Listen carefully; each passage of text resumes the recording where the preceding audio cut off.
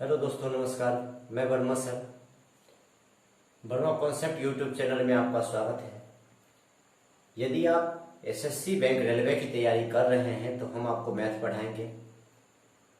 आप मैथ का कोई भी चैप्टर पढ़ेंगे हमसे यदि, तो आपको किसी भी चैप्टर का 90% क्वेश्चन मुश्किल से 10 से 15 सेकंड में बनने लगेंगे। 10 से 15 सेकंड में 90% क्वेश्चन कोई भी चैप्टर उठा लीजिए, उसका 10 से 15 सेकंड में बनने लगेंगे। आइए हम एक छोटा टॉपिक उठाते हैं, हाइट एंड डिस्टेंस, और इसको बनाते हैं। आपको अपने आप आइडिया हो जाएगा कि हाइट एंड डिस्टेंस जिसको आज तक पढ़ते आ रहे होंगे आप, बहुत भारी लगता होगा, क्वेश्चन बनता नहीं होगा। उस हाइट एंड डिस्टेंस के क्वेश्चन को मुश्किल से आप 5 सेकंड में बना के रखते हैं। कैसे? आइए हम बताते हैं आपको, समझिएगा। आइए इस फिगर को समझिए। देखिए, ये बड़ा सा एक टावर है जिसपे एक आदमी ऊपर में खड़ा है। ये ऊपर से नीचे की ओर देखता है तो उसे एक आदमी दिखता है। ऊपर से नीचे की ओर देखता है कि ये जो कोण बन रहा है, ऊपर में ये जो कोण बनेगा, यहाँ जो कोण बनेगा, ये कोण अवनमन कोण कहलाता है। ये कोण अवनमन कोण कहलाता है।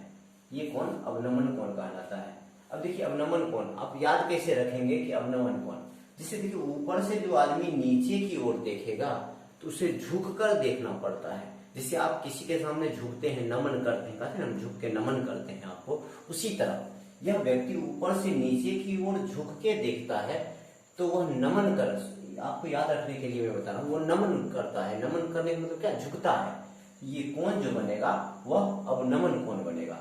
अब देखिए, नीचे वाला व्यक्ति ऊपर वाले व्यक्ति को देखता है, तो इसके ऊपर वाले व्यक्ति को देखने के लिए उसको क्या करना पड़ता है? अपना सिर उसे ऊंचा करना पड़ता है, ऊपर अपना नयन को ऊपर करना पड़ता है। तो यहाँ जो कोण बनेगा वह उन्नयन कोण बनेगा। कौन सा कोण बनेगा? उन्नयन कोण बनेगा। तो समझिएगा बात क्या है।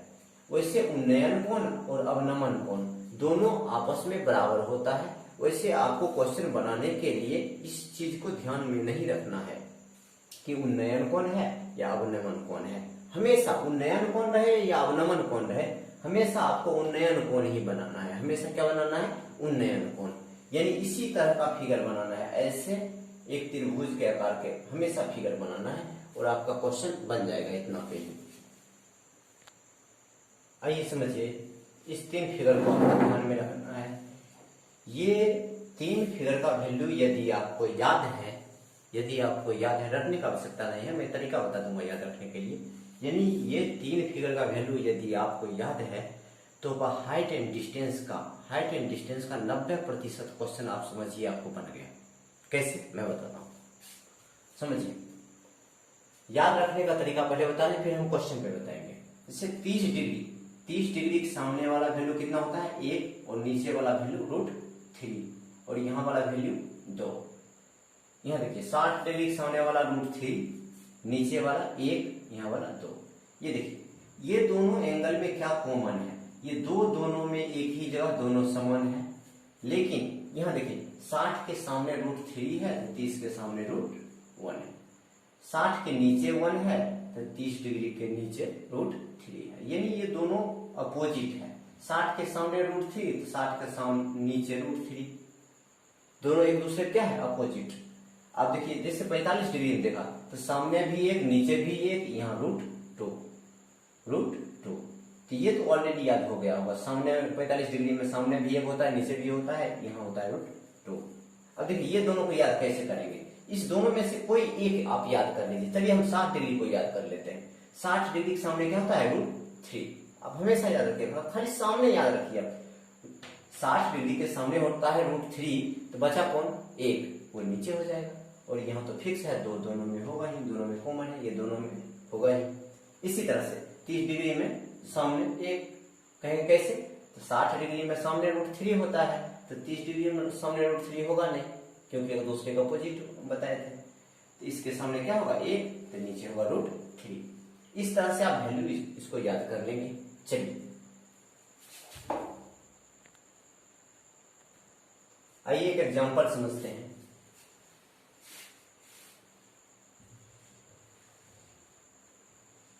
जैसे मान लीजिए ये एक टावर है, ये एक टावर है, ये एक टावर है, और यहाँ ये टावर के ऊपर से एक व्यक्ति देखता है यहाँ पर, तो यहाँ जो कोण बनता है, यहाँ जो कोण बनता है, टावर के ऊपर से देख रहा है, यहाँ जो कोण बनता है, यहाँ जो कोण बनता है, मान लीजिए थीटा डिग्री का कोण बनता है। कितना बनता है? थीटा डिग्री का। तो ये कोण कौन कहलाएगा? अवनमन कोण। अगर नीचे से ऊपर देखेगा तो यहाँ जो कोण बनेगा, यहाँ जो कोण बनेगा वो बनेगा उन्नयन कोण। आप अभी तुरंत इस चीज को सीखे हैं, नीचे से ये उन्नयन कोण, ये अवनमन कोण। समझिएगा, हम कैसे कह दिए कि उन्नयन कोण अवनमन कोण दोनों बराबर है। तो आपने अगर लाइन एंगल पढ़े होंगे तो आपने पढ़ा होगा कि दो सीधी रेखाएं, दो समांतर रेखाएं को एक तिरछी रेखा यदि काटती है तो ये देखिए अपोजिट जो इसका एंगल होता है, ये दोनों आपस में बराबर होता है। यानी ये एंगल और ये एंगल दोनों आपस में क्या होगा? इक्वल होगा और बराबर होगा। उसी तरह से देखिए इसमें कैसे कहेंगे, जैसे देखिए ये एक सीधी रेखा है और ये एक सीधी रेखा है। ये देखिए इसको एक ये तिरछी लाइन काट रही है, ये तिरछी लाइन काट रही है। तो आप क्या कहेंगे?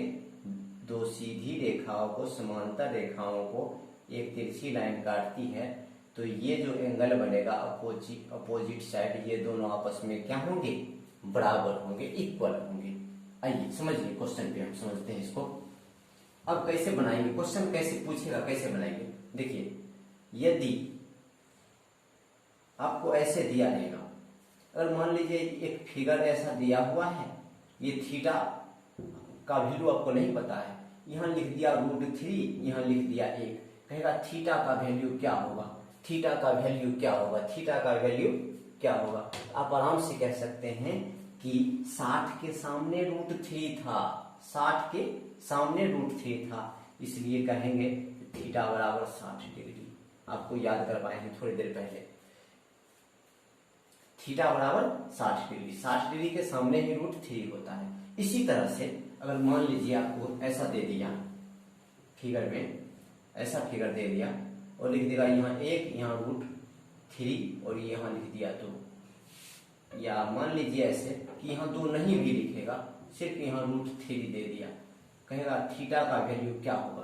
तो आप जानते हैं कि एक सामने में किसको होता है? 60 डिग्री के सामने होता है √3, तो 30 डिग्री के सामने 1 और नीचे में √3, थीटा बराबर कितना डिग्री हो जाएगा? 30 डिग्री। इस तरह से आप आंसर दे सकते हैं। आइए एक और समझते हैं। जैसे ही मान लीजिए यहाँ देखिए, समझिएगा, यहाँ 1 दे दिया, यहाँ 1 दे दिया, तो कहेगा थीटा का वैल्यू क्या होगा? थीटा का वैल्यू क्या होगा? आप जानते हैं थीटा के वैल्यू समान ये दोनों किस में होता है? 45 डिग्री में। किस में होता है? 45 डिग्री में। थीटा का वैल्यू क्या हो जाएगा? 45 डिग्री। आइए फर्स्ट टाइप क्वेश्चन हम देखते हैं। देखिए एक क्वेश्चन हम बना रहे हैं आपको, कहता है एक टावर 100√3 मीटर ऊंचा है। देखिए एक ये टावर है, इसकी ऊंचाई दिया हुआ है, टावर की ऊंचाई दिया हुआ है 100√3 मीटर, ये ऊंचाई है इसका, ये इसका ऊंचाई है।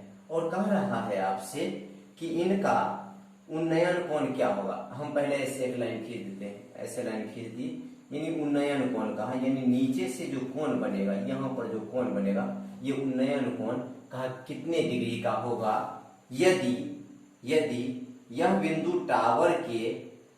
टावर के देखिए टावर के ये आपको पाद कहेगा या फिर निचला हिस्सा से कहेगा 100 मीटर के दूरी पर है, 100 मीटर के दूरी पर है। तो आप समझिएगा, इतना ही क्वेश्चन कहेगा एक टावर 100√3 मीटर ऊंचा है, इनका उन्नयन कोण ज्ञात करें यदि यह सतह से कहेगा सतह से निचला सतह से 100 मीटर के दूरी पर है। अब देखिए ये 100 से 100 कट जाएगा, 100 से 100 कट जाएगा, तो बचा क्या? यहाँ √3, यहाँ बचा 1, यहाँ √3 और 1। बताइए यहाँ वैल्यू कैसा किस में होता है, कौन सा थीटा में होता है? आप कहेंगे 60 डिग्री के सामने √3 होता है, नीचे में 1 होता है, तो थीटा बराबर आप क्या कहेंगे? 60 डिग्री। थीटा बराबर क्या कहेंगे? 60 डिग्री। आइए एक क्वेश्चन और करते हैं इसी टाइप का, समझिएगा समझिएगा। एक क्वेश्चन और करते हैं इसी टाइप का। जैसे क्वेश्चन है, कहेगा 10 मीटर ऊंचा एक वृक्ष है। चलिए 10 मीटर ऊंचा एक वृक्ष है, ये वृक्ष है, 10 मीटर ऊंचा एक वृक्ष है, इसकी छाया, चलिए इधर एक छाया बना देते हैं, ये छाया, उसकी एक छाया ये 10 मीटर है, उसकी एक छाया 10 मीटर √3 है, 10 मीटर √3 है, 10 √3 मीटर है, मीटर में लिख दिए। अब कहता है आपसे कहता है तो सूर्य का उन्नयन कोण क्या होगा, या 49 कोण क्या होगा? समझिएगा एक ही बात होता है दोनों। ये जो कोण बनेगा, ये जो कोण बनेगा, ये कोण पूछ रहा है कितना डिग्री का कोण बनेगा। ये देखिए 10 से ये 10 कट जाएगा तो बचेगा क्या? यहाँ पर 1, यहाँ पे √3। अब बताइए इस किस में होता है? सामने में 1 और नीचे में √3। थीटा बराबर क्या कहेंगे? आप आराम से कहिएगा 30 डिग्री। थीटा बराबर क्या कहेंगे? 30 डिग्री। आइए एक क्वेश्चन और करते हैं, सेम टाइप, इसी टाइप का क्वेश्चन, एक क्वेश्चन और करते हैं। किसी मीनार की छाया उसके ऊंचाई के बराबर है। मान लीजिए ये मीनार है और ये उसकी छाया है, तो अब ऐसे लाइन खींच दीजिए। कौन? तो ये पूछेगा ही पूछेगा। अब क्या कहा? किसी मीनार की ऊंचाई, तो ये ऊंचाई हो गया, तो हम 1 मान लिए, तो उसकी छाया भी क्या हो जाएगा? 1 हो जाएगा। अगर ये ऊंचाई 2 मान लिए तो छाया भी क्या हो जाएगा? 2 हो जाएगा। फिर 2 2 काटेंगे तो रेशियो इक्वल हो जाएगा, तो हम 1 मान लिए, ये 1। तो कहता है थीटा का वैल्यू क्या होगा? तो आप जानते हैं कि 45 डिग्री में ही ये लंब और आधार दोनों बराबर होता है, तो थीटा बराबर क्या कहेंगे? 45 डिग्री। थीटा बराबर क्या कहेंगे? 45 डिग्री। थीटा बराबर क्या कहेंगे? एक ऊर्ध्वाधर स्तंभ 2√3 मीटर ऊंचा है। ये देखिए इसका हाइट दिया हुआ है 2√3 मीटर ऊंचा है, तथा इसकी परछाई 2 मीटर है। इसकी परछाई 2 मीटर है, ये परछाई जो दिया हुआ है ये 2 मीटर है। अब देखिए यहाँ जो कोण बनेगा, ये कोण का वैल्यू कहता है क्या होगा? प्रकाश के स्रोत का उन्नयन कोण क्या होगा? यहाँ जो प्रकाश का स्रोत रहेगा उसका उन्नयन कोण कहेगा क्या होगा? समझिएगा ये 2 से ये 2 कट जाएगा, यहाँ √3 यहाँ बच गया 1, यहाँ √3 यहाँ बच गया 1। अब बताइए किसमें होता है? थीटा बराबर क्या कहेंगे? 60 डिग्री। 60 डिग्री के सामने √3 होता है, तो थीटा बराबर 60 डिग्री। ये आपका आंसर हो जाएगा। आइए सेकेंड टाइप क्वेश्चन देखते हैं। अब दूसरे टाइप का क्वेश्चन, जिससे कहता है, क्वेश्चन समझिएगा, कहता है एक डोर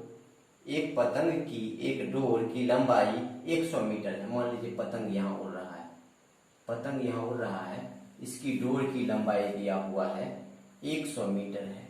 कितना है? 100 मीटर है। फिर कहा है जो भूमि पर एक सतह पर 60 डिग्री का कोण बनाता है। ये भूमि का एक सतह है, हम ऐसे एक लाइन खींच देते हैं, समझिएगा। ऐसा ही फिगर हमेशा बनाना है आपको। मान लीजिए पतंग यहाँ उड़ रहा है और ये भूमि का एक सतह है। पतंग यहाँ से यहाँ जो पतंग उड़ रहा है, यहाँ जो कोण बन रहा है ये 60 डिग्री का कोण बन रहा है। कितने डिग्री का कोण बन रहा है? 60 डिग्री का कोण बन रहा है। अब देखिए समझिएगा क्या, इसको मिटा देते हैं पहले। 60 डिग्री का यहाँ पतंग उड़ रहा है और ये भूमि के एक सतह से 60 डिग्री का कोण बना रहा है। कितने डिग्री का? 60 डिग्री का कोण बना रहा है। और 60 डिग्री का वैल्यू पहले देखिए, यहाँ √3, यहाँ 1, तो यहाँ 2 कहेंगे। अब देखिए इसमें दिया हुआ है, पहले ही दिया हुआ है। क्वेश्चन में कह रहा है एक पतंग के एक डोर की लंबाई 100 मीटर है, यानी ये पतंग की ये डोर तिरछी डोर होगी, ये लंबाई, इसकी लंबाई दिया हुआ है, ये 2 बराबर दिया हुआ है कितना? 100 मीटर।